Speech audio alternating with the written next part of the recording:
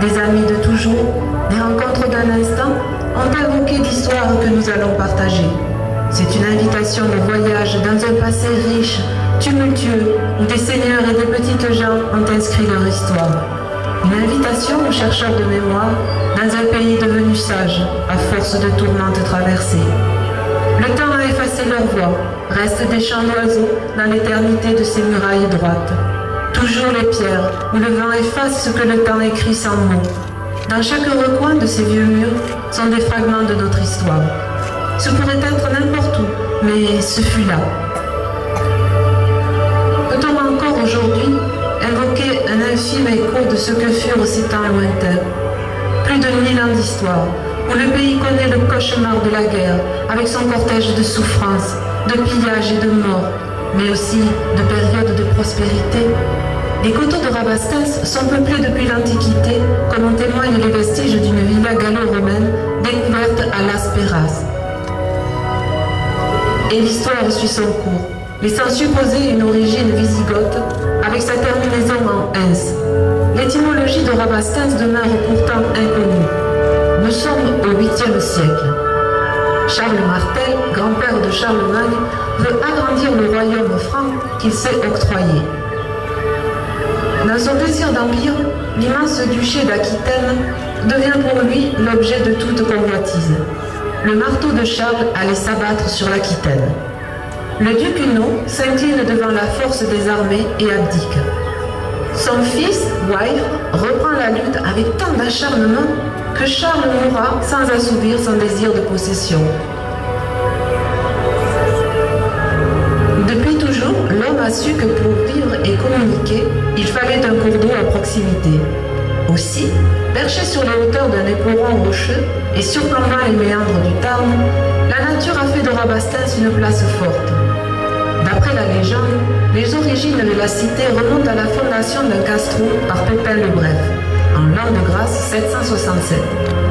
Pépin confie la défense de ce castrum à l'un de ses chevaliers, le chevalier de Rabastens. Voici la légende telle que Mélusine nous la conta.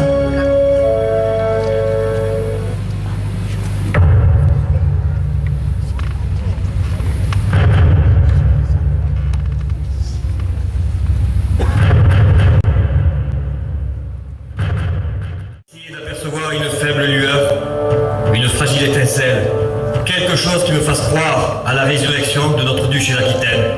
Mais je ne vois rien. Rien. La nuit reste noire. Mais pourquoi donc tant de découragement, comte Varaton? Des situations plus critiques ont vu des retours de fortune imprévus. Une Aquitaine n'a jamais tremblé devant l'avenir. Et cet avenir, pourquoi ne le ferions-nous pas nôtre? Nous ne pourrons jamais le faire nôtre. Croyez-moi, comte Ervic, l'Aquitaine est morte. Notre présence ici semble prouver le contraire. Le roi Pépin a certes remporté des succès, personne n'ose bouger, mais laissez l'ennemi s'éloigner de nos terres, et vous verrez cet élan balayer la trace du vainqueur. Comte Ervic, j'admire votre assurance. Et je comprends pourquoi le duc Wave vous a si souvent témoigné sa confiance. Le duc a su reconnaître aussi la grandeur de vos services. Mes services ne peuvent plus entrer en ligne de compte. Depuis quelques jours, le malheur des peuples de l'Aquitaine hante mon esprit. Les années de guerre accumulent sur notre sol la ruine et la dévastation. Jamais je n'ai vu aussi grande tristesse. Ce que le fer épargne, le feu le consume. Les paysans qui fuient devant l'envahisseur ne trouvent plus protection dans leur nid. Sans défense et sans vivre, ils refluent vers les forêts. Et les bêtes féroces se repaissent des cadavres abandonnés le long des chemins. Que voulez-vous faire? Mettre fin à tant de souffrances inutiles. Arrêter cette guerre avant qu'elle ne s'étende à d'autres régions, en demandant la paix. Seriez-vous assez lâche? La lâcheté n'a jamais eu place à mon cœur. Seule la pitié se plaît à y régner. Sachez, comte, que mes sentiments ne sont pas ceux de cette époque. Je pense à tout le peuple aquitain que la paix sauverait de la mort. Je pense à mon pays, et c'est parce que je l'aime que je veux le sauver. C'est une noble pensée, comte Varaton. Pardonnez-moi, monseigneur. J'ignorais votre présence. J'ai donné libre cours à mes sentiments. Vouloir sauver son pays ne mérite pas de blâme.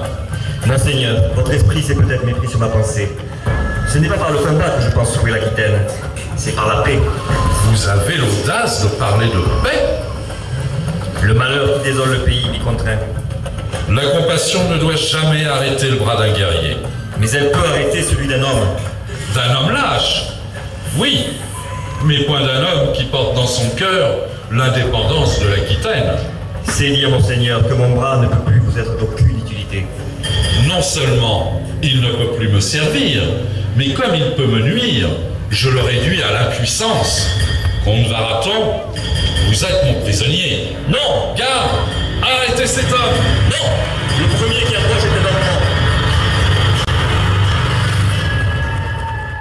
On va vous montrer un jour ce qu'ils valent. Allons, c'est fini. Un traître de plus dans le camp ennemi. Ce n'était pas assez des chevaliers du Toulousain. Que je n'entende plus parler de paix. Chevalier, je n'aurai de pitié pour personne. Je châtierai tous les traîtres. L'Aquitaine n'a pas besoin de pareils hommes à son service. Guerrier, si l'un d'entre vous conserve encore quelques doutes, qu'il sache que je ne m'inclinerai jamais devant les armes de Pépin. Je resterai le champion de l'Aquitaine. Notre sort est union vôtre. Vainqueurs ou mourons. Merci. Je savais que je pouvais compter sur vous. Et quels sont vos projets, monseigneur? Je ne sais rien encore. J'attends des informations. Pépin va certainement prendre la route de l'Albigeois. Monseigneur, l'Albigeois n'embrassera pas notre cause. C'est bien ce que je pensais, les lâches. La cité d'Albi se rend sans résistance. Presque toutes les places fortes veulent faire de même. Ah, les traîtres! Plusieurs chefs du pays sont déjà à Toulouse auprès du roi Pépin. Le peuple s'inclinera devant n'importe qui, pourvu que cesse la guerre. Le comte Varathon aurait-il raison? Non, non, le peuple ne peut être juge de la situation. Monseigneur, nous attendons vos ordres. Nous abandonnerons le pays au sort qu'il s'est choisi. Puisque l'Albigeois ne nous offre aucun secours, nous l'abandonnons. Je vous laisse quelques heures. Vous restez ici, vous serez attentifs à tous les événements. Vous chercherez à savoir si les chefs du pays n'ont pas quelques penchants secrets pour notre cause.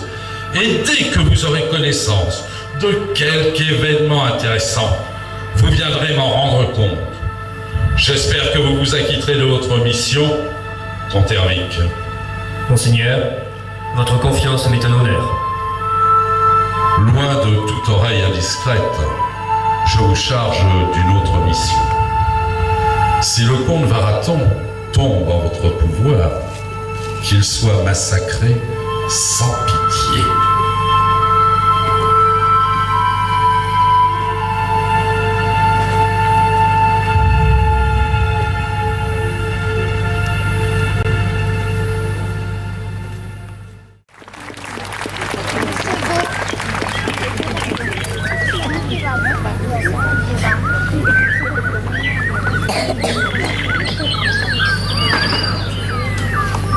Dans quel lieu me suis-je aventuré? Cette colline est pleine de mystères. D'ici s'élèvent des champs, de là partent des cliquetis d'arbres. Mon court sommeil a été traversé de scènes épouvantables. Je me suis vu, moi, brave guerrier de l'Aquitaine, terrassé par un chevalier dont les traits ressemblaient à ceux du comte Varathon. Son pied écrasait ma poitrine, son glaive menaçait ma gorge, et il laissait enfin échapper ces mots qui sonnent encore à mes oreilles. Comte Hervic, tu as promis au duc Weffre d'assassiner le comte Varathon. Retiens, misérable, que l'âme du comte est plus noble que la tienne. Je pourrais te massacrer sans pitié, mais ta mort ne servirait à rien. C'est ton maître seul que je veux supprimer. Il montre trop d'acharnement. Sache que j'ai fait le serment de ne prendre une minute de repos tant qu'une flamme de vie animera ses yeux. Et sur ces terribles paroles, il disparut.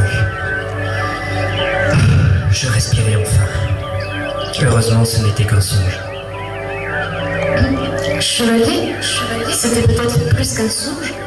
Qui est là? Mon épée. Je n'ai plus mon épée. De grâce, qui êtes-vous et que faites-vous en cette heure et en ce lieu? Soyez sans crainte, comte Ervic. Vous connaissez mon nom? Un mortel ne peut rien gâcher à une fée. Une fée? Vous êtes une fée? Je suis la fée qui vient du matin. On m'appelle Herbeline et je sers Mélusine. Mélusine, la fée de Lusignan, dont le seigneur est parmi les chevaliers du roi Pépin? Exactement. Parlons de votre rêve.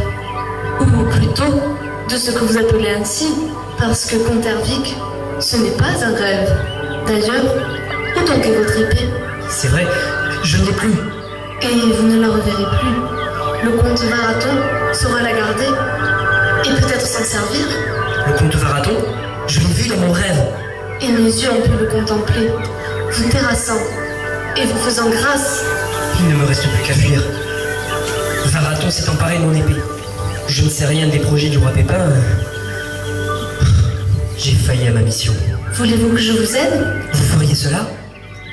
Les malheurs du duc Waïf ont touché mon cœur et depuis longtemps je cherche l'occasion de lui porter mon concours. Hélas, Mélusine sert le roi Pépin. J'abandonnerai Mélusine. On vient, Vite, cachez-vous. C'est Mélusine.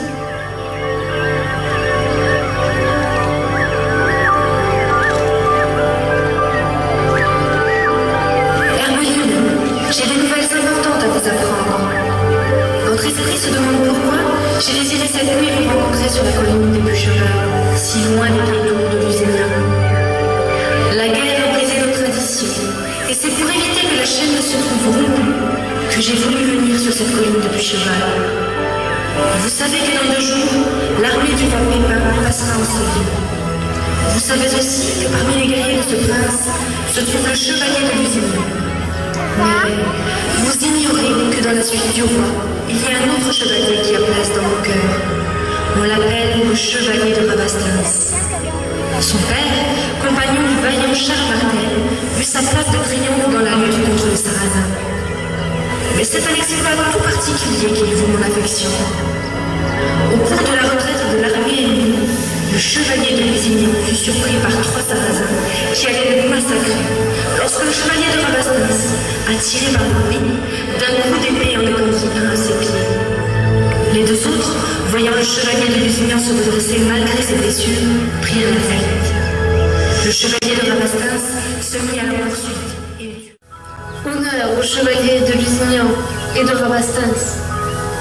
Voyez là-bas dans la plaine, cet éperon que forme le rocher entre la rivière Tarn et le profond ravin. Vous allez vous y rendre. Je viendrai bientôt vous y rejoindre.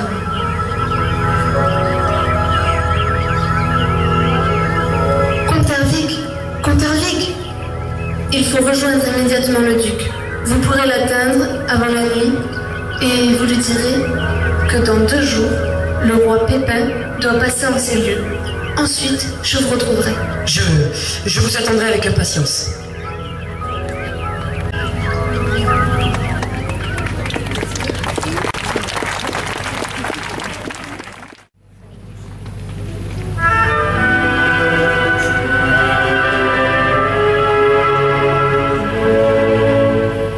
Que fait donc le comte Ervic? Il nous avait donné l'ordre de l'attendre au coucher du soleil, et la nuit est venue depuis plusieurs heures. Si nous retournions au carrefour de Blonac? Non, le comte nous a dit de l'attendre ici, je ne sais pas pour quelle raison d'ailleurs. Pour que personne ne signale notre présence. Il passe beaucoup de monde sur les chemins. Je me demande pourquoi le duc n'a pas laissé des hommes pour garder ce carrefour. Les ennemis peuvent sans danger utiliser les 2 chemins, celui qui vient du sud de l'Albigeois, déjà soumis aux conquérants, et celui qui vient de Toulouse. Il est probable que Pépin empruntera ce dernier. Écoute, il y a des pas. Ne bouge pas. Pour se faire connaître, le comte doit siffler 2 fois.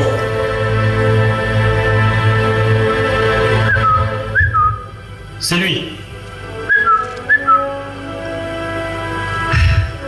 Je suis en retard. Je pensais même ne rentrer qu'à l'aube. Les événements se précipitent, la conquête de l'Albigeois se précise et les avant-gardes de l'armée ennemie peuvent être ici à tout moment. Il nous faut sans retard avertir le duc. Comte Ervic, où est donc passée votre épée? Nous attendons vos ordres. Vous allez tous les 2 me précéder à la maison de Didier et faire préparer les ordres. Je vous rejoins.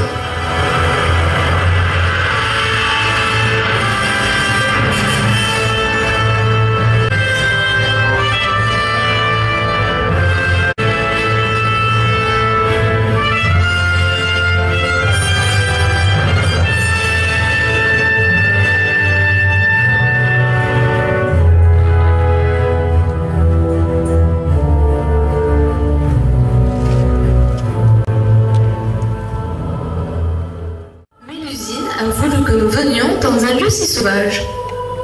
Herbeline, le lieu n'est pas sauvage, il est simplement grandiose. Et la grandeur fait toujours frissonner les âmes. Pourquoi tant de curiosité? Nous n'avons pas à pénétrer les desseins de Mélusine. Nous les connaîtrons bientôt, douce Fleurette. Herbeline, me caches-tu quelque chose? Mélusine approche. La fée Mélusine désire que rien ne trouble le calme de ce lieu. Gloire à toi, Mélusine, notre reine.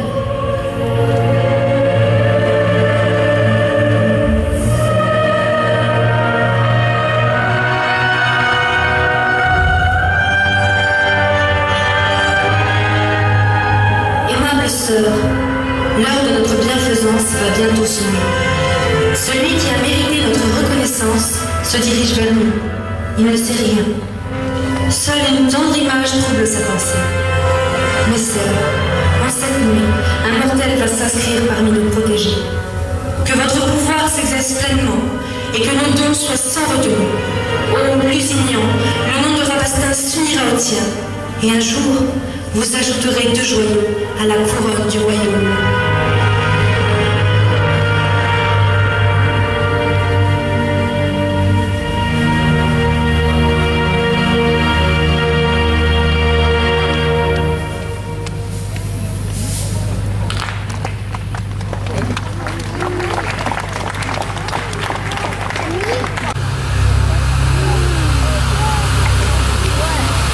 Douceur de la nuit, calmerez-vous ma détresse? Et vous, bruit des ruisseaux, étoufferez-vous ma douleur? Mon esprit est troublé et n'a plus de repos. Sans cesse, un doux visage se présente à lui. Est-ce une reine? Est-ce une fée? Son front se pare de noblesse, de tout son être, émane un charme de grandeur et de beauté. Elle paraît même dans la clarté du jour, et pareil trouble emplit mon âme au moment où le roi Pépin a besoin de toute la force de mon bras. Les troupes avancent pour la conquête de l'Albigeois. Le duc Weifre va sûrement s'opposer à notre marche. Pour l'instant, nulle résistance. La marche du roi n'est qu'une prise de possession de territoires déjà soumis. Mais des heures plus sombres et plus rudes peuvent nous attendre. Le gros de l'armée sera ici demain. Le carrefour ne semble pas défendu. Mais demain, le roi Pépin atteindra la maison de l'évêque Didier.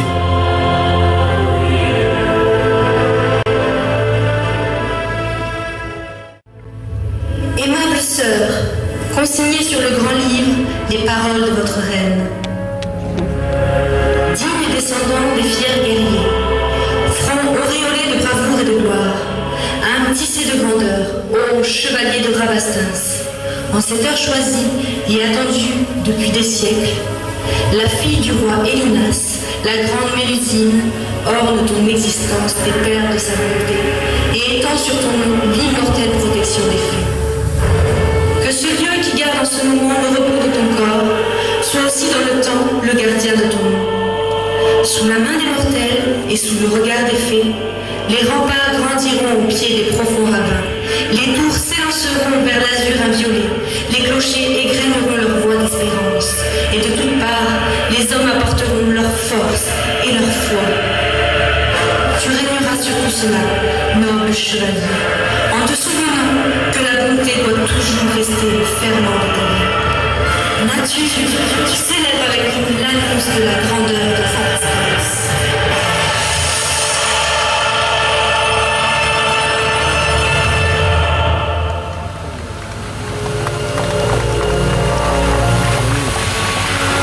Chevalier, l'ennemi par la trahison, en tentant de faire disparaître les chefs d'une résistance qui le fatigue. Un assassinat? Une tentative seulement. Contre qui? Contre moi. Mais rassurez-vous, je ne suis même pas blessé. Avez-vous vu l'agresseur? Non, mais son acte est signé. L'assassin a-t-il pu fuir?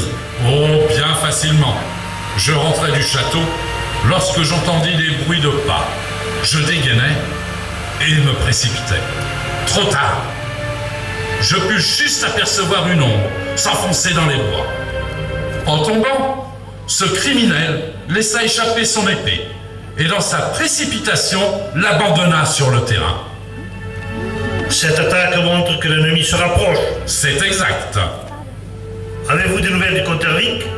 Oui, je l'attends sous peu. Lui ou quelques-uns de ses hommes. Il ne viendrait donc pas lui-même? Je ne sais. Depuis quelque temps, je ne m'étonne plus de rien. D'ailleurs, nous n'avons pas besoin de lui. Je suis au courant du dernier événement. Monseigneur, le comte Hervic vient d'arriver au château. Qu'il vienne immédiatement.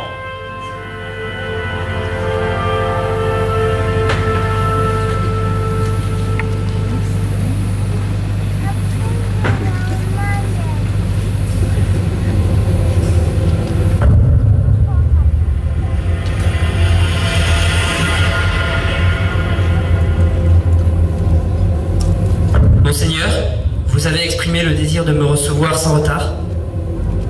Je comprends que la marche si rapide des événements demande un examen immédiat de la situation et je suis prêt à vous communiquer les résultats de ma mission. Je n'en ignore aucun. Je ne vous ai pourtant dépêché aucun messager. Vous m'avez envoyé quelque chose de mieux. Mon épée! Je te défends de toucher cette épée, traître. Cette épée que je devrais te passer à travers le corps pour te montrer au moins la façon de la manier. Ta poltronnerie l'a perdue. Ton impudence ose la reprendre. C'est dans la forêt qu'il fallait s'en ressaisir. Tu aurais pu alors te mesurer à ton duc. Tu aurais pu montrer tout ce qu'un cœur peut contenir de trahison et de lâcheté. Et je t'aurais arraché cette vie que tu retournes contre moi. J'aurais débarrassé les armées aquitaines de ta félonie. Non, monseigneur, monseigneur! Ton cadavre ferait en ce moment la joie des corbeaux. Mais permettez que je m'explique. Inutile. Chevalier, voici mon assassin. À mort! Chevalier, un mot. Le sort de l'Aquitaine en dépend. Attendez. Parle. Je parlerai, parce qu'il y va de la vie de l'Aquitaine et de la vie de celui qui l'incarne. Un homme a juré de rendre la paix à l'Aquitaine, et ceci par tous les moyens. C'est cet homme qui s'est emparé de mon épée, quand dans un geste méprisant, il a dédaigné ma vie. C'est cet homme, monseigneur, qui a voulu attenter à vos jours, car il a compris que, vous disparu, l'Aquitaine cesserait le combat. Le nom de ce misérable, de ce traître. Le comte Varathon. Il a fait le serment de ne point prendre une minute de repos avant d'avoir arraché de votre regard les dernières flammes de vie. Comment donc votre épée est-elle arrivée entre ses mains? Varathon m'a surpris, m'a terrassé, et au lieu de ma vie, il a préféré mon épée. Maintenant, je me remets à votre justice. Chevalier, remettez vos épées au fourreau. Seul le sang des valeureux ennemis doit rougir notre fer. Le sang des lâches n'en est pas digne. Oh, monseigneur! Vous pouvez cependant regagner ma confiance. Cette épée s'est déshonorée dans la main d'un traître. Il vous revient de lui redonner sa destinée. Pour qu'elle soit digne de combattre à nouveau dans nos rangs, il faut que le sang de l'ennemi efface sa tâche. L'occasion vous en est offerte. Pépin veut bâtir un fort face au carrefour de Blenac, et il désire en confier la garde au chevalier de Rabastens. C'est un guerrier dangereux qui doit disparaître. Comte Hervic, je vous charge de cette mission. Reprenez votre épée.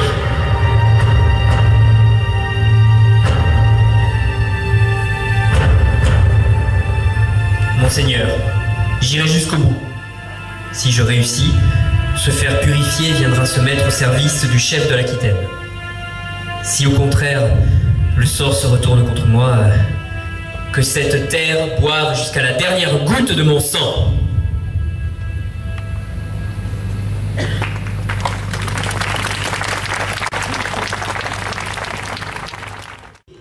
Qui ne pensez qu'à vous réjouir, tandis que les mortels meurent par votre faute. C'est maintenant qu'il faudrait exercer votre pouvoir. C'est maintenant qu'il faudrait me porter secours. Comte Hervic, je suis là. Herbeline.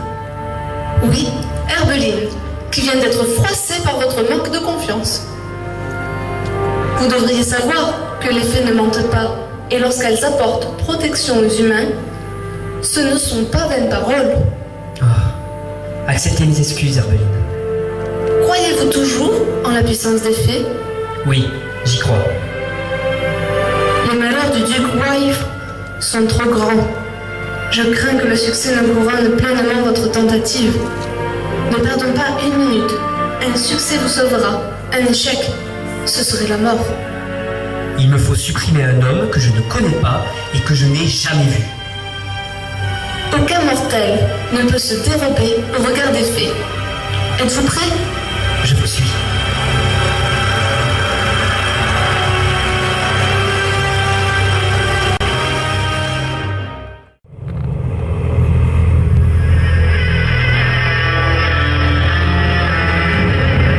Chevalier sans courage, il te faut chercher la dernière fée.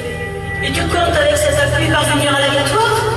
Il est vrai que ta protectrice possède une arme que les sorcières n'ont pas. On dit qu'Herbeline danse sur les rayons de lune. C'est peut-être avec l'un d'eux qu'elle veut assommer la mise. Suivez cet homme, et je vous assure que la lune ne se cachera pas avant que vous n'ayez plongé vos becs dans l'eau de ses yeux et que vous n'ayez arraché la cervelle de sa tête. Ne crois pas, Herbeline.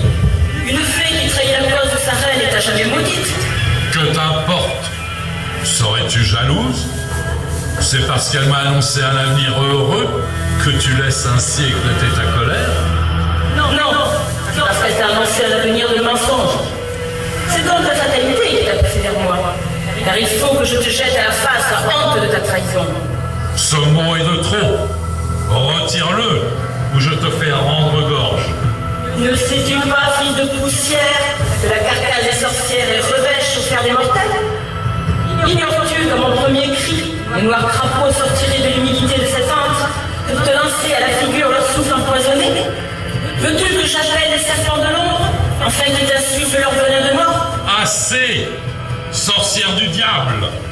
Il faut que je te dise tout ce que j'ai vu. J'ai vu du noir partout. J'ai vu ta ruine, j'ai vu ta mort. Tais-toi donc, fille des ténèbres! J'ai vu tes soldats déserter ta cause. Et j'ai vu l'un de tes chevaliers te planter un poignard dans le cœur. Assez! Baraton a échoué une fois. Il fera mieux la deuxième. Baraton? Oui, le comte te fera payer tes crimes. Il faut que le monde sache que ton père, jaloux de son frère, l'attira un jour dans Toulouse, sous le couvert de l'amitié, et que la première nuit de son séjour dans cette ville, il lui fit arracher les yeux et le jeta ainsi mutilé dans un cachot où il ne t'aura pas à mourir. J'ai vu ton père sortir de son île. Je l'ai vu reprendre l'épée. Elle s'est frisée dans ses mains. J'ai vu ton père fuir la terre d'Aquitaine. Et je l'ai vu lapider par la populace. Assez! Assez! Il restera mon fils pour nous venger. J'ai vu ton fils prendre l'épée. Je l'ai vu se cacher avec ses soldats dans les gorges profondes. Je l'ai vu fondre sur l'arrière-garde de l'armée d'un grand prince. Mais je l'ai vu aussi tomber entre les mains des ennemis. J'ai vu son corps se balancer au sommet d'une potence. J'ai vu la ruine de ta maison. J'ai vu la mort. J'ai vu la mort de la terre.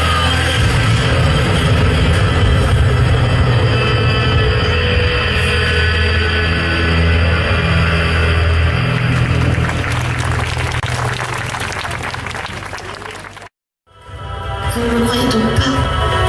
Rassemblez votre courage.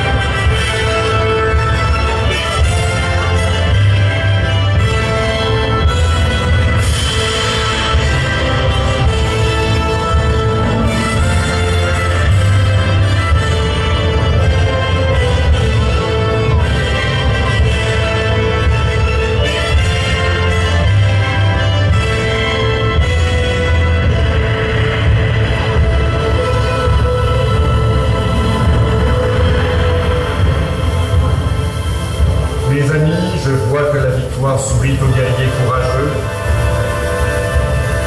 Sire, j'ai l'honneur de déposer à vos pieds les armes de l'ennemi. Un chevalier aquitain a cherché à m'atteindre par surprise. Un cri, venant de je ne sais d'où, m'a réveillé. Sa défense, faible au début, s'est vite raffermie, mais j'ai eu finalement raison de sa résistance, et il est mort en brave, en prononçant les noms Herbeline et Wake.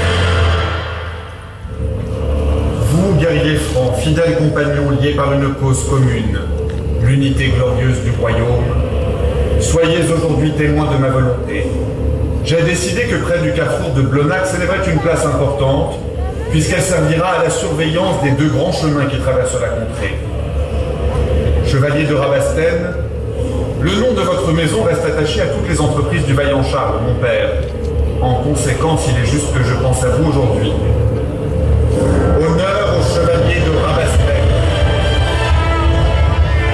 Au nom du Dieu Tout-Puissant qui régit le ciel et la terre, moi, je vous confie la garde de ce lieu. Que toujours vous fassiez preuve de loyalisme et de courage, que tous vos descendants jouissent en paix de cet héritage. Je jure devant Dieu, que vous venez d'invoquer, de conserver le dépôt que vous me confiez. Je jure de donner aux habitants qui viendront se grouper dans cette enceinte toute l'aide et toute la protection qui leur seront nécessaires. Que Dieu fasse qu'aucun chevalier ne viole mon serment. Gloire à la cité de Rabastène.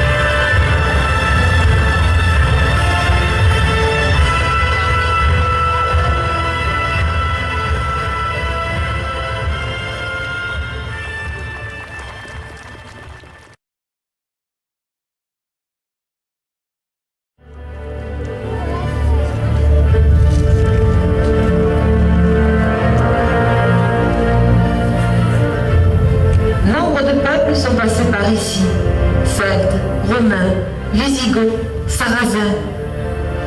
Chacun a laissé un apport, une trace de sa pensée, de son savoir, de sa culture. Au fil des siècles, ce territoire est devenu une terre de partage, une terre d'échange, et même une terre de création, avec son identité, ses secrets et ses légendes. Un esprit de tolérance vers les autres s'installe solidement. De cette partie de l'Europe médiévale surgit une idée, un comportement avant-gardiste et révolutionnaire pour l'époque. La femme est l'égale de l'homme. Elle peut enfin hériter. Elle peut s'exprimer, ce qui est tout à fait impensable ailleurs, notamment au nord de la Loire. C'est le temps de l'amour courtois. Les féodaux vivent une vie de cour, reçoivent beaucoup. Jongleurs, montreurs d'ours et cracheurs de feu animent la soirée.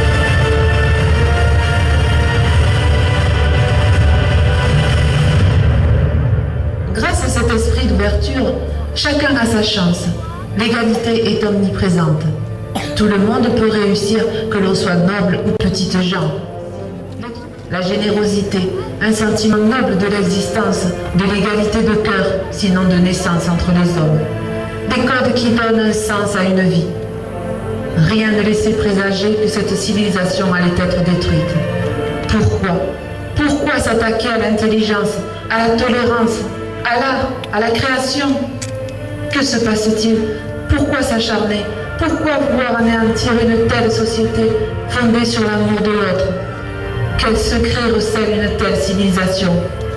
Pour comprendre, il faut nous suivre sur les traces de ces chevaliers occitans qui ont défendu leurs pensées, leurs idées, au péril de leur vie.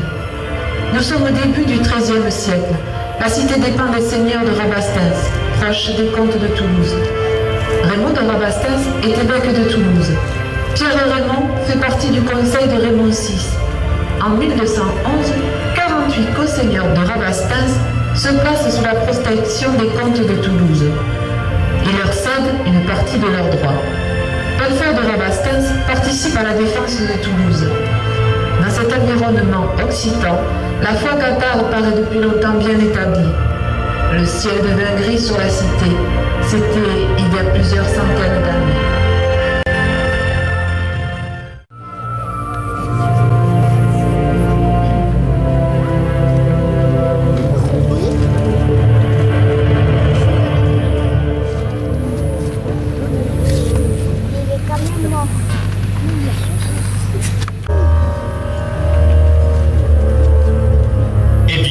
Ne souriez pas, même vous ne m'avez pas compris. Toulouse n'est plus frappée d'interdit. Vos prêtres vont revenir et vous recevrez à nouveau les sacrements. Et lorsque vous serez à l'article de la mort, Toulouse est redevenue Toulouse. Et Toulouse va apprendre l'obéissance et la soumission. Les sceaux et les armes des comtes déchus seront brûlés par les mains des bourreaux. La ville devra me payer 30 000 marcs d'argent en échange de mon pardon. Mais le capitulat est supprimé. La maison de ville abritera désormais notre chancellerie. Vous, consul de Toulouse, vous êtes exilé à dater d'aujourd'hui. Les citoyens de Toulouse, enfin redevenus sujets, devront commencer à raser les fortifications de la ville. Chacun ici ne relèvera que de moi, et à ma mort, de mon fils, le seigneur Amaury, et cela jusqu'à la fin des temps. Vos précédents comtes ont perdu par perfidie et trahison ce qu'ils tenaient de Charlemagne. La nouvelle maison de Toulouse est là pour l'éternité. Sire comte, les comtes de Toulouse, enfin les anciens comtes, Raymond VI et Raymond VII, ont débarqué à Marseille. Ils ont été arrêtés? Non, ils ont été acclamés. Et ma garnison? Le jeune comte l'assiège dans le château. Ils vont rendre gorge, tous, eux et ceux qui les ont accueillis. Et vous, bougez pendant mon absence, bougez, faites des lits, et vous serez tous pendus.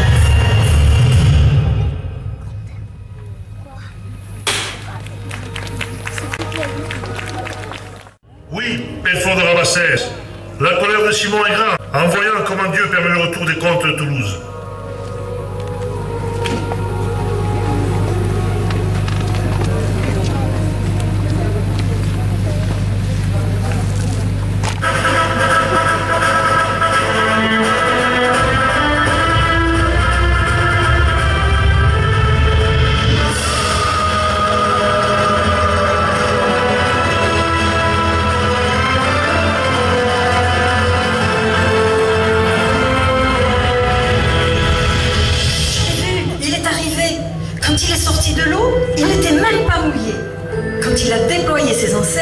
Toute la ville a couru pour venir à sa rencontre. Et lorsqu'il est entré, tout le monde l'entoura. Les nobles et les petites gens s'accrochaient à son cheval. Les femmes lui tendaient leurs enfants. Oui, et on lui mettait les mains, les pieds et les jambes. Il fut reçu avec des larmes de joie. Les cœurs étaient pleins d'ardeur. Quand il est arrivé à la Dorade, tout le monde s'est mis à crier « À mort les barons du Nord !» Oui, à mort les chacals! Alors, vous auriez vu, tous les hommes de Simon ont été égorgés. Comme des poulets. Et on criait « Toulouse! Toulouse !»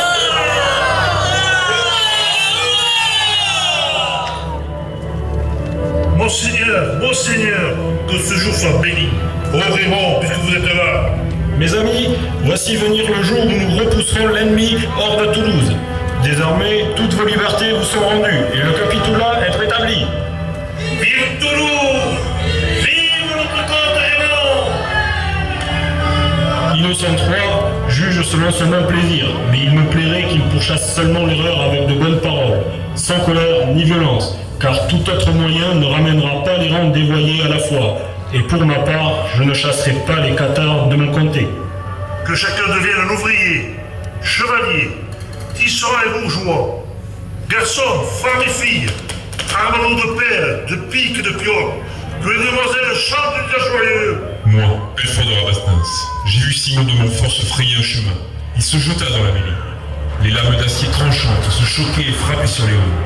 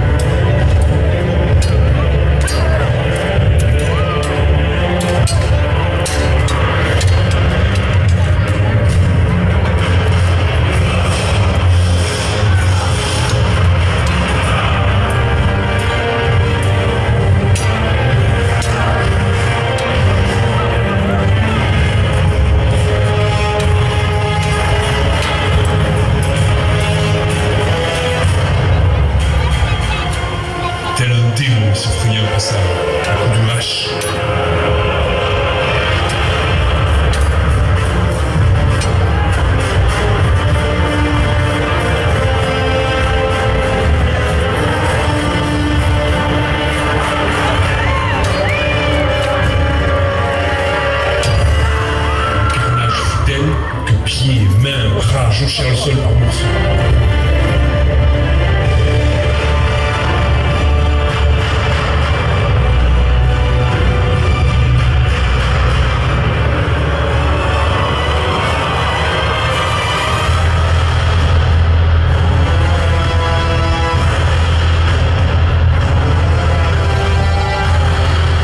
Simon a crié « Dieu nous a jetés à bas et protège les impies !»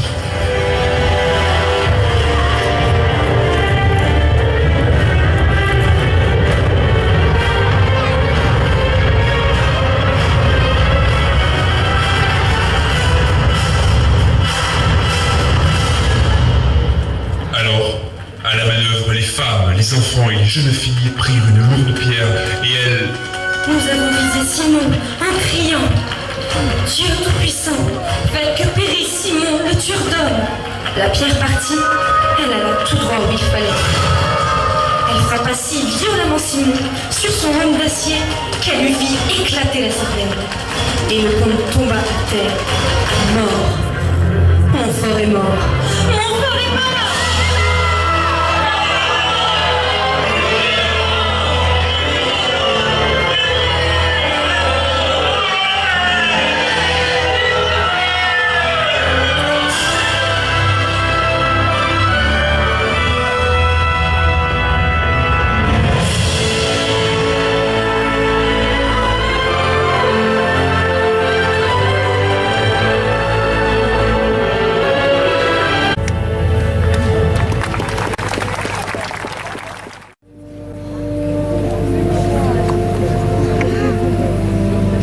Ségur, dernière citadelle de la Sorrente. Et moi, poète en ce pays, en cette terre d'oc, par Rome et son église déchirée, par la France incendiée, j'ai vu grandir la nuit des larmes, des prisons, des nuits informes et noircies par l'humiliation. La nuit finira-t-elle? Souvenez-vous, Narbonne, Montpellier, Carcassonne, Béziers, Lavore et tant d'autres. Il fut un temps, vous étiez libres, libre de penser, d'agir, libre.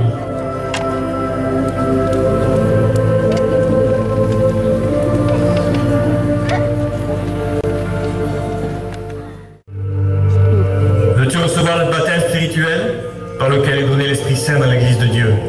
Je le veux. Puisque tu as été jugé digne et que tu demandes quoi cela mène, sache que le monde matériel n'a pas été créé par Dieu, mais par Satan. Car le monde est mauvais et n'a pu être créé par Dieu, bon et juste. Sache que le Christ n'a pu mourir, car il n'a jamais été homme. C'est un ange de Dieu qui a pris l'apparence de l'homme pour nous donner l'exemple et nous montrer le chemin du salut. C'est par notre sacrifice que nous sommes sauvés. Oui, je le crois. Marc a dit, ils imposeront les mains sur les malades, et les malades seront guéris. Tu es prêt, désormais, à recevoir l'Esprit. Bon chrétien, nous vous prions par l'amour de Dieu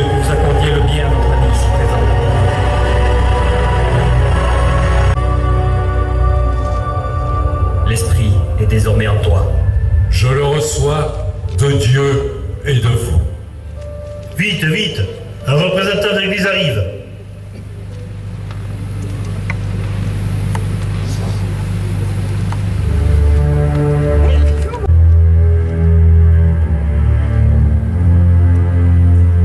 Oh, mon père! L'abstinence n'empêche pas d'apprécier ce qui est beau. Et vous devriez avoir honte! Passez votre chemin! Oh, mais j'aurais honte de te laisser, au contraire.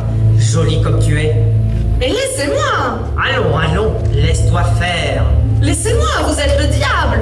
Ce sont les hérétiques qui parlent ainsi, que dis-tu? Vous êtes le diable! Mais oui, et toi, tu es ma jolie petite hérétique? Non, je ne suis pas une hérétique. Mais vous n'êtes pas un homme de Dieu. Je ne suis pas de Dieu? Et ce monde est l'enfer, sans doute? Oui, ce monde est l'enfer, puisqu'on y rencontre des hommes tels que vous.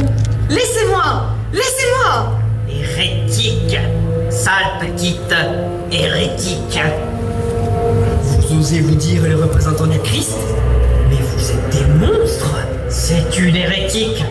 Elle a dit que le monde était l'enfer! Ignoble chanoine! Vous nous écrasez d'impôts, vous nous prenez nos sœurs, et vous faites arrêter ceux qui disent que vous êtes l'église du diable!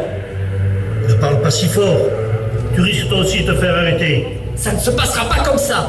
Nous sommes citoyens de Rabastens. Seuls les tribunaux de notre cité ont le droit de nous juger.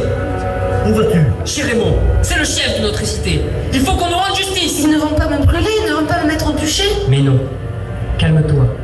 Tout va s'arranger. Dieu ne t'abandonnera pas. Non, Dieu ne m'abandonnera pas.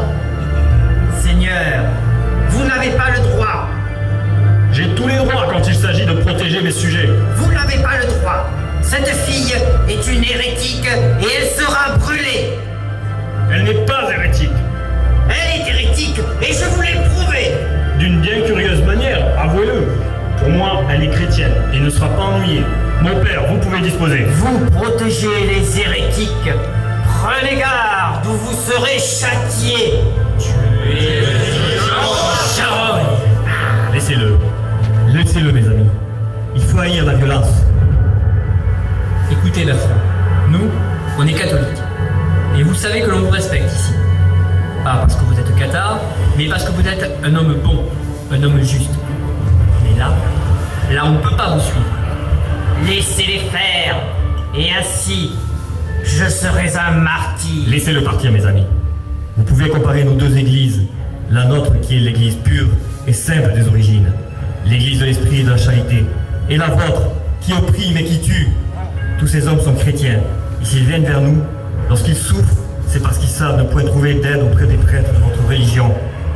Jésus a fondé la véritable église, celle des apôtres. Et cette église a sauvé bien des âmes. Car elle demande aux hommes de devenir meilleurs. Et en devenant meilleurs, ils se rapprochent de l'esprit. Mais le démon qui a créé ce monde a placé ses créatures à la tête de l'église des apôtres. Et cette église est devenue la vôtre, toute dorée, écrasée sous les joyaux, appelant à elle des évêques luxurieux et des curés sans foi. Cette église est devenue celle du démon. Vous êtes le désordre. Vous êtes les anges de la mort. Et vous qui êtes-vous donc? Vous qui torturez, qui nous massacrez, vous qui nous brûlez. Ne seront brûlés que ceux que l'orgueil aveugle. Ne sont brûlés que ceux qui croient. Et vous bourreaux nous enseignent la renonciation. Grâce à vous, nous quittons ces corps qui nous emprisonnent. Grâce à vous, après chacune de nos morts terrestres, nous nous réincarnons dans un homme meilleur, jusqu'à ce que nous soyons prêts à recevoir l'Esprit. Ah! Arrière, Satan! Arrière, au nom du Christ! Lâchez cet emblème d'horreur! Dieu est amour. Père, pardonne-nous nos offenses. Rabastens, ni d'hérétique, tu périras!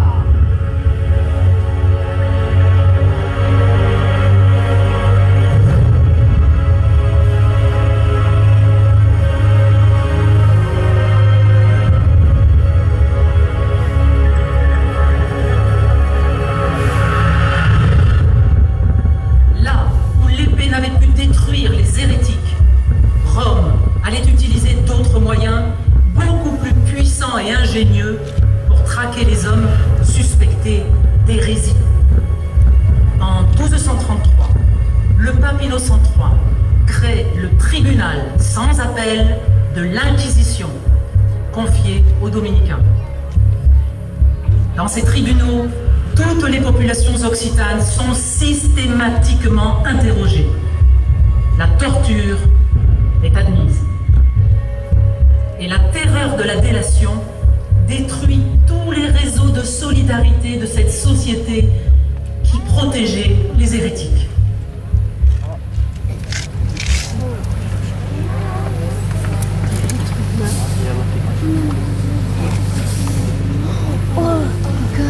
Allô? Plus vite! Plus vite! Les morts devraient dormir en paix. Ça serait trop demandé. Il y a 9 ans que ce fils du démon reposait en terre d'église. Mais la justice de Dieu n'a pas permis qu'un tel sacrilège se perpétue. Ce chien ira pourrir dans les ordures. Allons, plus vite! Sinon, nous allons rester ici jusqu'à la nuit. Oh, il a dormi 9 ans. Ils ne veulent pas le laisser dormir 1 heure de plus. Ce ne sont pas des hommes de Dieu, ce sont des démons.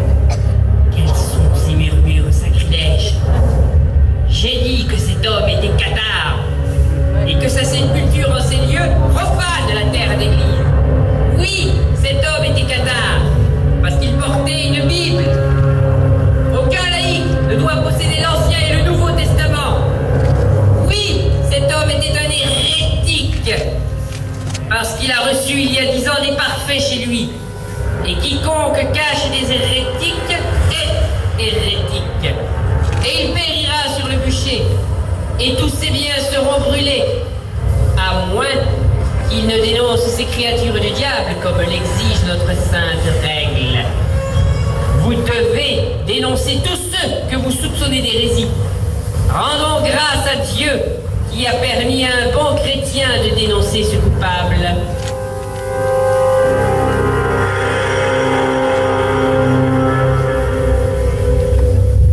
Ainsi se poursuit la terrible Inquisition. Rabastens abrita de nombreux hérétiques. Comment s'étonner alors que le traité de Meaux et de Paris ait exigé, par vengeance, que soient rasées les murailles du château. Ne restèrent que la chapelle et quelques pans de murs noircis. C'est de là que les Rabastinois virent passer en l'an de grâce 1249 un cortège funèbre qui descendait le Tarn. Le Seigneur voulait que Raymond VII, avant de disparaître complètement de ce monde, traversât tous ces États, depuis les pays des montagnes situés à l'Orient jusqu'au pays des plaines situés vers l'Occident, afin que le dernier des comtes de Toulouse, en lignée directe, reçut les derniers hommages de toutes les populations de ces terres. Le cortège funèbre partit de Millau et glissa au fil de l'eau pendant plusieurs jours, lentement, avec amour et respect. La grande barque descendit au cours du Tarn, saluée par les cloches de tous les villages, ceux du Causse de Larzac, d'Albi, de Castelnau, de Gaillac, de Rabastens. Sur les berges, paysans et villageois se découvraient en silence pour voir passer une dernière fois leur prince, étendu sur la longue barque, revêtu de ses plus belles parures, le visage tourné vers le ciel, que ses yeux ne pouvaient plus voir.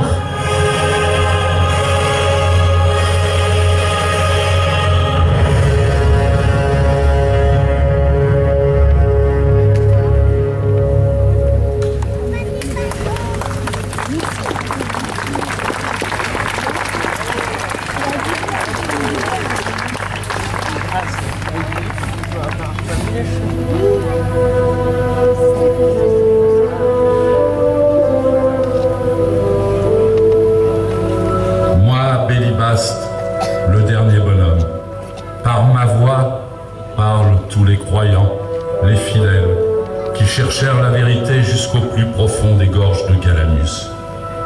Cette vérité, nous la recherchions en menant une vie pure, pratiquant chasteté et jeûne. C'était un crime, une hérésie, pour tous ces mauvais prêtres de Rome corrompus. Ils allumèrent les bûchers, ainsi périrent mes frères, à Montségur, à Quéribus, à Puylaurent, à Lavore ou Durfort, comme au temps de Calvaire. Il y eut tant de potences et de bûchers dressés par ces barbares du Nord, par ces chevaliers qui ne vinrent dans notre pays que pour se tailler des fiefs et payer notre belle terre occitane, si chrétienne pourtant. Moi-même, on me brûla à Villerouge-Termenès. Aujourd'hui encore, les ruines de nos châteaux témoignent de notre martyre. Ces ruines que vous, visiteurs, parcourez émus, écoutez-les. Elles parlent de nous, elles parleront toujours de nous. Ces châteaux, nos seigneurs y avaient leur cour d'amour, nos troubadours y chantaient. Nos seigneurs, les fidéistes, nous ont protégés. Pourtant, ils ne partageaient pas notre foi. Pourtant, eux aussi furent attaqués et dépossédés. Pape Innocent III, qui porta si mal ton nom, ô roi Philippe dit l'Auguste, méchant suzerain, et toi, Simon de Montfort, boucher de mon peuple, l'histoire vous a jugé à jamais, méchants hommes que vous fûtes. Ô ma terre occitane, ô mon pays, tu chantes sous le soleil. Ô terre de mon père, tu as su garder toute qualité, douces et rudes, silencieuses et vivantes, généreuses et tout à la fois arides. Écoutez-moi, je vous le dis, moi, Bélibaste, nous ne voulions que vivre dans la paix, et ils sont venus, ces faux chevaliers, sans foi ni loi, et ils nous ont détruits, et ils ont asservi mon doux pays. Toi, le passant de ton siècle, tends l'oreille et écoute le murmure des croyants, des cathares, car nous sommes toujours là, toujours là.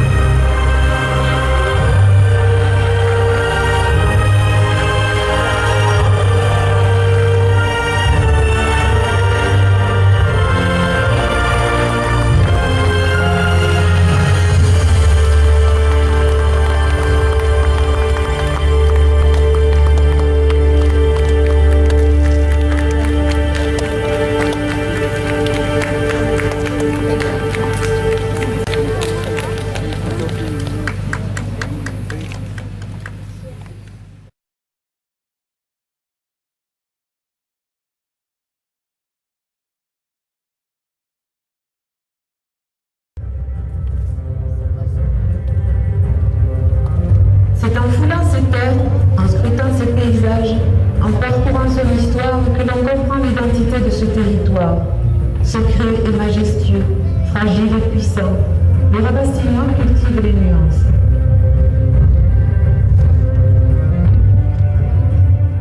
À la fin du XIIIe siècle, Rabastens connaît un moment de grâce. Son vignoble, alors le plus vaste du Gaillacois, apporte à la région une ère de prospérité. Son vin est pour les connaisseurs riche et puissant. Où l'homme devait compter sur les saisons, devient le creuset d'un des vignobles les plus réputés de son temps. Des gabarres descendent de table, à leur bord, des tonneaux emplis de précieux nectar. Le vin de Rabastens est mené jusqu'à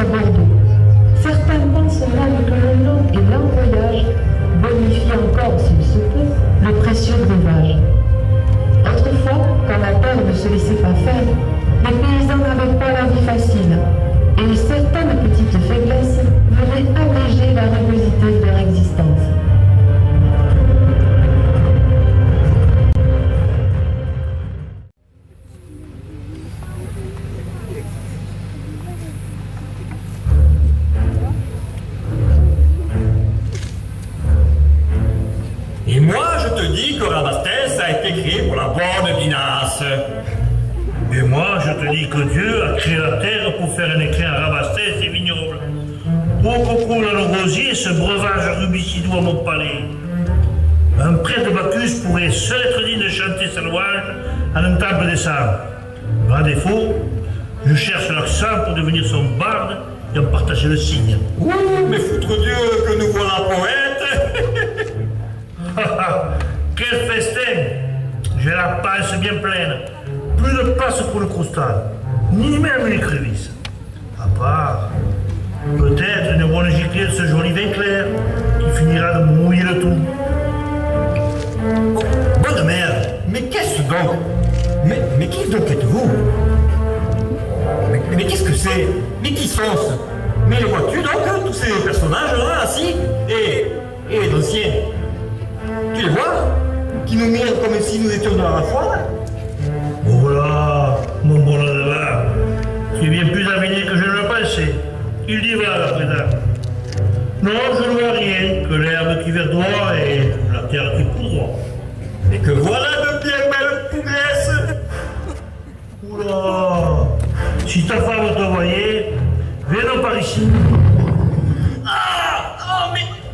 Mais qu'est-ce que c'est que ces tiraillements? Mais qui me tordent la panse. Aïe. Je sens les gargouilles me remonter.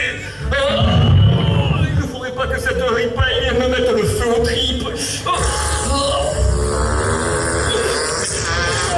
Je m'en vais dans un coin, me dégager, mon fondement.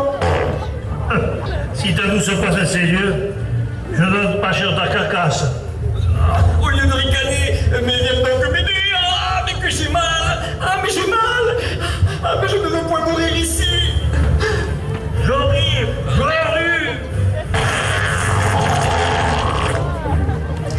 Un bouchon t'encombre d'entrailles suite à l'excès. Vous pouvez bien les chercher à la vigne. Ah, les bougres. Mais que font-ils, madre des dieux? Mais que font-ils? Ils m'ont l'air bien arrangés. Entre Gaillac et Rabastens, viens donc par là, nous allons leur causer du pays. Oh, Gatien, ne te retourne pas. Nous sommes observés. Macarel, qu'est-ce qu'on va prendre? Hein? Quoi? Encore des visions? Non, cette fois c'est pire. Bon Dieu, qu'est-ce qu'on va prendre? Mais qu'est-ce qu'on va prendre? Alors une pimpounate, frise poulet, j'en foutre. Ibrougne, que fasse qui? Hélas, mes bons amis, le pauvre Adamar et moi-même sommes quelque peu altérés, non pour manger des jambons de Bayonne. Ni même des harengs salés ou des sardines de Boulogne. Non, ce sont point le bouquet de harengs qui sort de votre bouche, mon cher compère. Ah bon? On m'aurait menti? Mais ma douce, laisse-moi t'expliquer. Ah, mais oui, j'attends ton explication.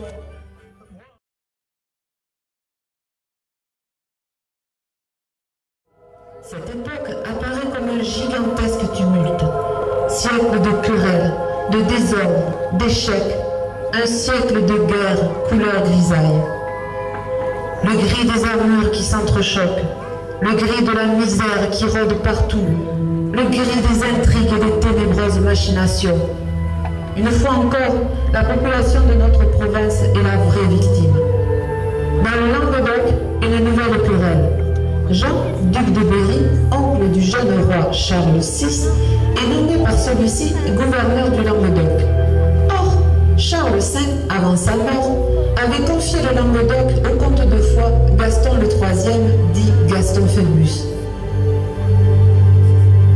Comme le disait Jean Froissart, Phébus, beau, sanguin et riant, chevalier truculent, cruel et voluptueux, charmeur redoutable, jouant de ses yeux verts, amoureux là où il lui plaisait. Le plus habile diplomate de l'histoire, jouant de son charme, de ses silences autant que de ses paroles, rusé et enjôleur. Vrai chevalier de la table ronde, nouveau lancelot du lac, on chuchote même de bouche à oreille en se signant 3 fois qu'il a eu des révélations divines, qu'il connaît le sens des choses les plus secrètes. En pleine guerre de 100 ans, une femme, Constance, prophétise et proclame d'étonnantes révélations. Elle en appelle à Gaston Phébus, lui assignant de sortir la France de l'abîme.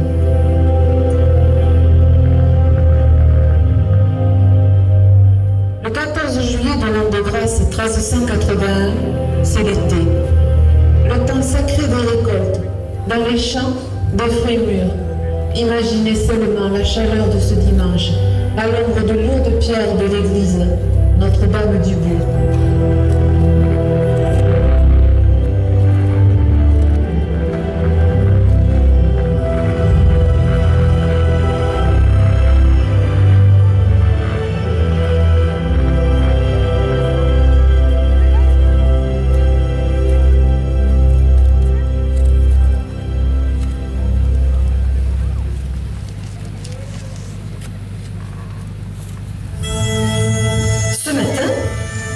De l'aurore, Dame Constance a prophétisé durant une longue extase. Ce n'était pas assez que ces visions nocturnes. Cela se produit de plus en plus souvent. Ce matin, elle a prononcé la destruction de Toulouse, même de Rabastens, si on ne se convertit pas. Seigneur, courons. Peut-être aura-t-elle une nouvelle vision à la grand-messe. Je sais en qui j'ai mis ma foi. Supporte l'épreuve. Faire de prédicateur de l'évangile. Ça y est, ça recommence. Voilà, regardez, c'est Constance, ça lui reprend. Regarde, approche-toi. C'est la sorcière. Silence.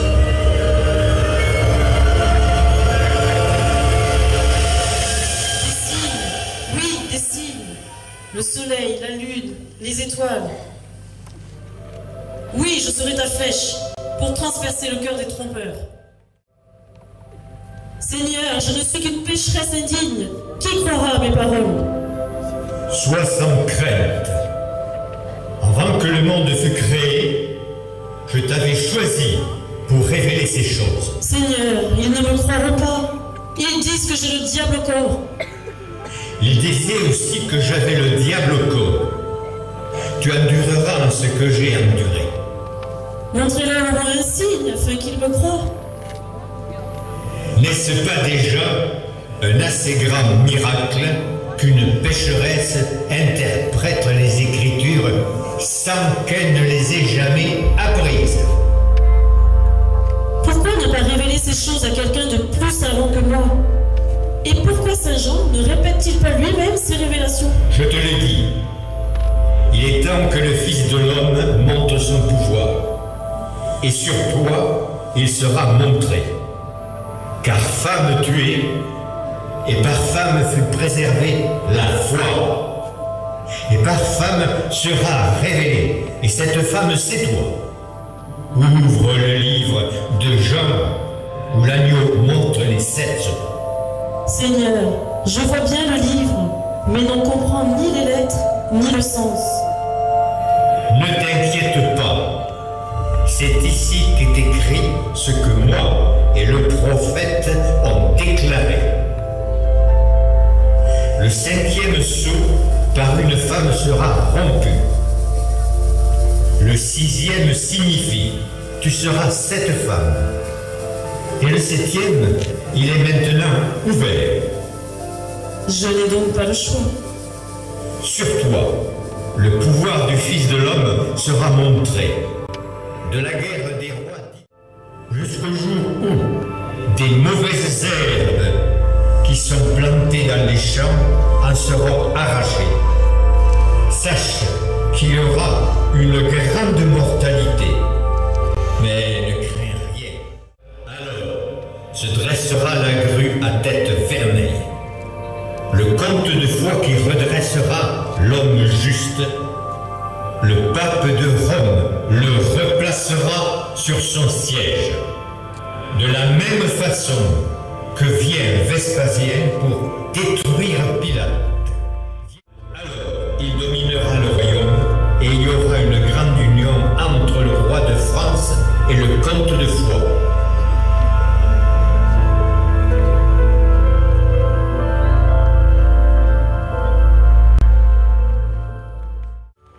Le soleil se lève tôt, tout comme les gens, qu'ils soient marchands, bourgeois ou paysans. Les remparts de Rabastens sont tout juste terminés. Cependant, le bruit alarmant du retour des routiers et de presque toute l'armée du duc de Berry affole la population depuis plusieurs jours. Ils sont là, dans la plaine, sous leurs yeux. Depuis la veille, environ 3000, peut-être plus. Ils ont déjà brûlé plusieurs fermes, dont les flammes illuminaient le crépuscule, saccagé les vergers, les champs de céréales, violenté les filles et ripaillé bruyamment jusque tard dans la nuit. Cette nuit si courte pour les guetteurs de Rabastens.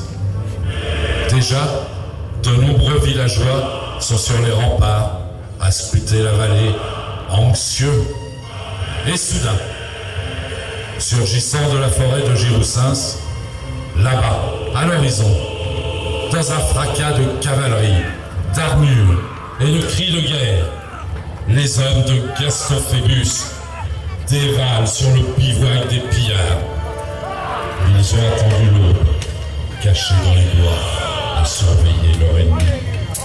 Celui-ci, surpris par cette véritable tornade à cheval, à peine réveillé, se retrouve encerclé, s'éparpille en vain, tente de faire retrait vers le Tarn, où les poussent les cavaliers de Phébus. La bousculade est des plus confuses. Le combat fait rage sous les yeux de tous les Rabastinois, maintenant accourus sur les remparts. Les capitaines de Phébus, et surtout son bâtard, Yvain de l'Escar, renouvellent la manœuvre qui avait si bien fait ses preuves à Lonac contre les Armagnacs. Incessant tournoiement de cavalerie, encerclement constant, cisaillement systématique de toute tentative de regroupement de l'ennemi. Sans cesse, comme les loups, harceler un troupeau, l'affoler en tournant sans relâche autour de lui, séparant ainsi les jeunes bêtes de leur mère pour mieux les dévorer. Oh, il y eut grand carnage sur les rives du Tarn. Les soldats du duc de Berry ne pourront se défendre contre le tourbillon vertigineux des cavaliers de Phébus. Beaucoup mourront, beaucoup seront capturés, les pillards routiers seront massacrés, jusqu'à 2000, dit-on. Les rares fuyards n'allèrent pas loin. Les cavaliers béarnais les rattrapèrent dans la campagne. Ceux qui réussirent à se cacher furent bientôt découverts par les paysans, armés de fourches ou de javelines. Leur sort ne pesa pas bien lourd auprès de ces hommes dont les champs avaient été piétinés et les récoltes pillées. Sur la rive du Tarn, face à Rabastens, les cavaliers se sont regroupés. Le hennissement des chevaux se mêle au cri de Phébus avance. Puis, c'est le tournoiement des oriflammes aux couleurs de fouet et béarn, celle du sire de Duras, du captal de Buche et du comte de Carbone. De l'autre côté du Tarn, les Rabastinois hurlent de joie et applaudissent les vainqueurs. D'un bout à l'autre des remparts, toute la ville est là, criant sa reconnaissance aux hommes du comte de Foix. Parmi eux, une femme, semblable à bien des femmes de Rabastens. Elle paraît fascinée par le combat, par les chevaliers victorieux. Elle se sait.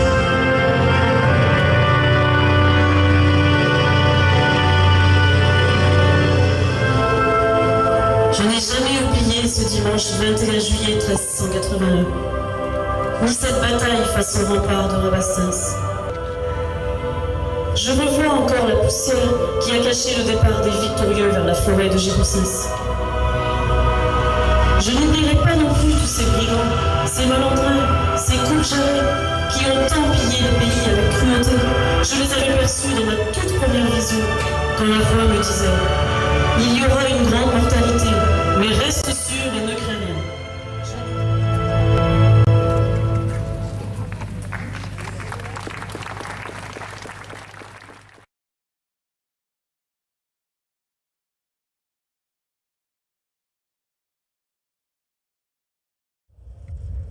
La brume est tombée un matin sur nos terres, brume terrible, qui fait du ciel un véritable enfer, brume tombée sur l'histoire, sur les chemins et sur les hommes. Une fois encore s'ouvre un abîme. En ce creuset médiéval commence un chemin d'épines mortelles. Une malédiction noire souffle son haleine maudite sur tous, sans distinction. Aucune force n'y peut rien. Qui croyez-vous qu'elle soit, cette maudite? Chaque triste matin découvre son lot de malheur. Elle porte sur ses lèvres la semence de la mort. Mais elle maudit. Le simple fait d'évoquer son nom engendre la terreur. Nombreux sont ceux qui, comme le déclare le poète Lamartine, ont pensé: quel crime avons-nous donc fait pour mériter de vivre? Jamais aucun homme ne fut témoin d'une maladie aussi maligne.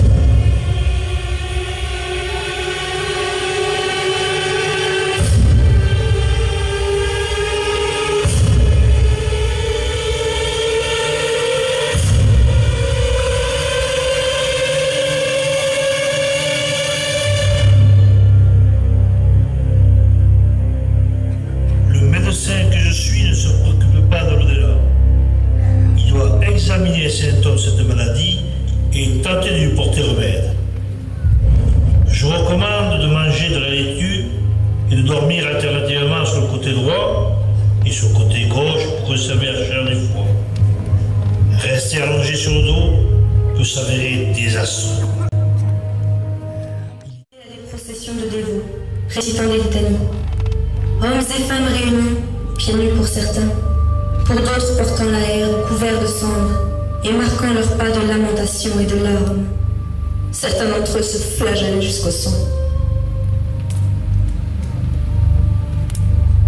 Pure folie. En pleine épidémie, les flagellants sont dangereux. Ces fous ne font qu'accentuer la progression de cette maladie.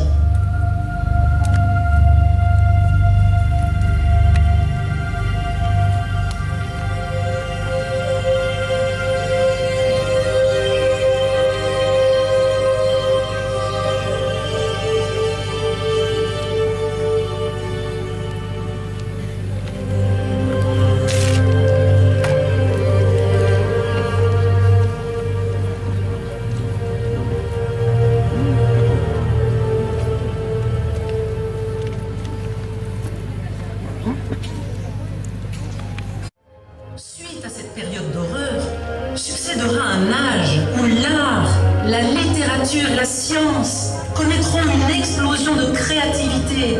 Des idées célébreront le génie humain dans le monde. Le XIVe siècle fut épouvantable. Jamais les hommes ne s'étaient sentis aussi proches de la disparition totale, mais ils n'ont pas perdu courage. Lentement émerge un chapitre exemplaire de l'histoire de l'humanité, celui de sa survie. L'homme est sorti du gouffre de l'enfer et ouvre le chapitre suivant sous le signe de l'espoir.